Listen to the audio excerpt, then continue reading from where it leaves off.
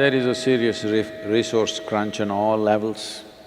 The fundamental problem is, in 1947, when we got our independence, we were 33 crores of people. Today we are 125 crores of people. That's a four times, 400% increase in 70 years. So naturally there will be resource crunch, you can never create. Nobody is growing at 400%, isn't it?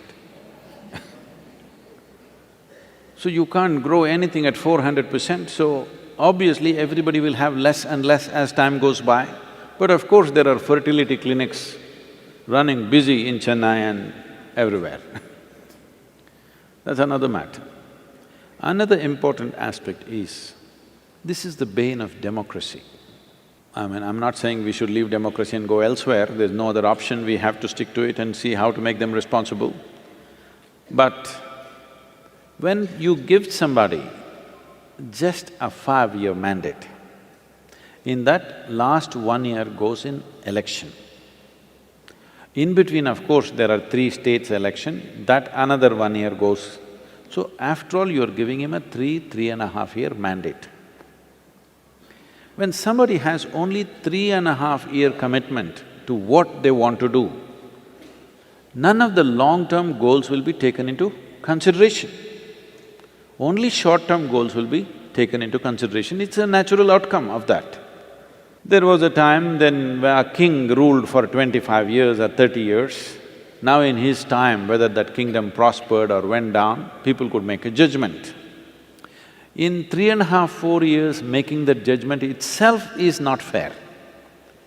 A nation of this size, how can any man, even if a Superman comes, how can you turn everything around and make everything beautiful and wonderful in 3.5 years' time? 125 crore people, diverse people. I'm saying it is a dichotomy in which we are. We cannot go into any other mode of governance other than democracy.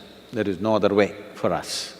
At the same time, how to make it worthwhile for the person who occupies that seat to invest in long-term goals. If he invests in long-term goals, he loses his election for sure. So obviously, people are not able to recognize what is our true well-being. So still, I think we need to educate the citizenry that they can understand, if a political leader talks about long-term goals, people can understand this as, oh, this is our well-being. Right now, the electorate does not understand that. So naturally, the leaders try to do those shortcut methods where none of the long-term goals get addressed, unfortunately. So ecology, education, all these things are back burners because they won't win you votes. After all, a democratically elected leader is always thinking about votes, you can't blame him. You can't blame him, isn't it? I'm telling you, if you were in the game, you wouldn't be thinking of the vote, you would, isn't it? So we need to educate the people what is a true well-being, what is a sham of a well-being.